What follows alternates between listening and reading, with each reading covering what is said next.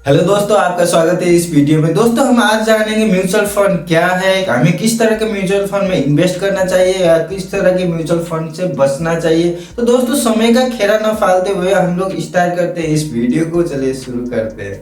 तो दोस्तों सबसे पहले समझते हैं म्यूचुअल फंड होता क्या है। दोस्तों म्यूचुअल फंड का हिंदी में मतलब है सामूहिक लगानी कोष। दोस्तों मैं आपको म्यूचुअल फंड का मतलब एक छोटे से एग्जांपल में समझाना चाहूंगा। दोस्तों जैसे कि मेरे पास 2000 रुपये है, मैं एक बड़े कंपनी में इन्वेस्ट करना चाहता हूँ और मैंने उस कंपनी में इन्वेस्ट कर दिया तो मुझे 99% फायदा तो होना ही होना है। पर उस कंपनी का शेयर का वैल्यू है, एक शेयर का वैल्यू है 5000।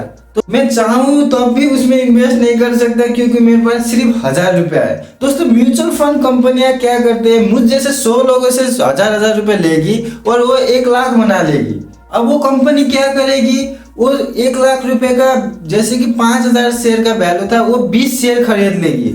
20 शेयर खरीदने के बाद वो कंपनी 1-2% अपना रख लेती है। उसके बाद जितना भी प्रॉफिट होता है वो आप लोगों में बांट देगी यूनिट के हिसाब से।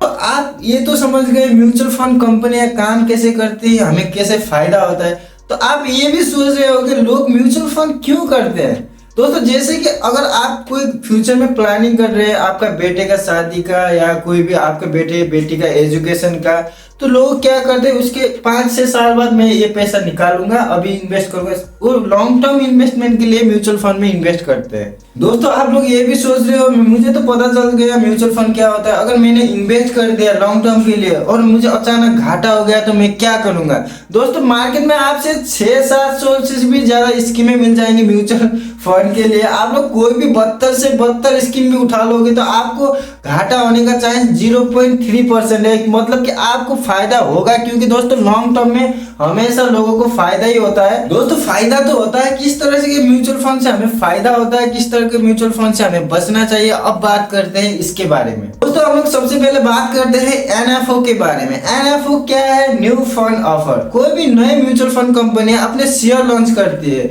आईपीओ के द्वारा, ठीक है। आप लोगों को इसको 100% इग्नोर करना है, इसमें ज्यादा मैं एक्सप्लेन भी नहीं करूंगा। न्यू कंपनी से आपको कभी भी म्यूचुअल फंड नहीं खरीदना है। हालांकि आपको एडवर्टाइजमेंट देखने को मिल जाएंगे, यूट्यूब में मिल जाएगा, वेबसाइट में मिल जाएगा, हर जगह धमाधम इन्वेस्ट करो ज्यादा फायदा होगा बोल के आप लोगों को ये लोग खींचेंगे पहले और इसके बाद आपको फायदा का उसमें कुछ भी गारंटी नहीं रहता। आप लोगों को नए आईपीओ से म्यूचुअल फंड वाले, ये बात ध्यान में रखना कि मैं म्यूचुअल फंड की बात कर रहा हूँ, म्यूचुअल फंड कंपनी की बात कर रहा हूँ। आईपीओ आपको कभी भी नहीं भरना चाहिए, ठीक है। दोस्तों अब बात करते हैं हमें म्यूचुअल फंड में इन्वेस्ट करते समय किस किस चीज का ध्यान रखना चाहिए। दोस्तों सबसे पहले हम लोग जानते हैं म्यूचुअल फंड कितने टाइप का होता है। म्यूचुअल फंड सिर्फ 2 टाइप के होते हैं, एक होता है ओपन एंडेड म्यूचुअल फंड, एक होता है close ended mutual fund. Open ended mutual fund and close ended mutual fund को आपको सिंपल एग्जांपल से समझाता हूँ होता क्या है। इसे एक उदाहरण से समझते हैं। जैसे कि मान लो एक हरि नाम का मिडिल क्लास हमारे जैसा व्यक्ति है, वो सोचता है कि मैं 10 साल के बाद अपने बेटी व बेटे का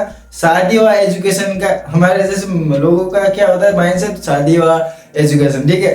तो उसके लिए मैं म्यूचुअल फंड में पैसे इन्वेस्ट करता हूँ, वो अपने पैसे इन्वेस्ट भी करता है, ठीक है। और उसको 5 साल बाद पैसे की जरूरत पड़ जाती है। अगर वो हरि ने क्लोज एंडेड म्यूचुअल फंड लिया होगा तो वो तो पैसे निकाल ही नहीं पाएगा, कंपनी हाथ खड़े कर देगी, भाई मैं तो आपको 10 साल के बाद ही पैसे दूंगा। और उसने ओपन एंडेड म्यूचुअल फंड लिया होगा तो जब चाहे अपना पैसे निकाल सकता है। तो आप लोग समझदार हो, आपको खुद ही पता चल गया होगा आपको कौन सा म्यूचुअल फंड लेना चाहिए।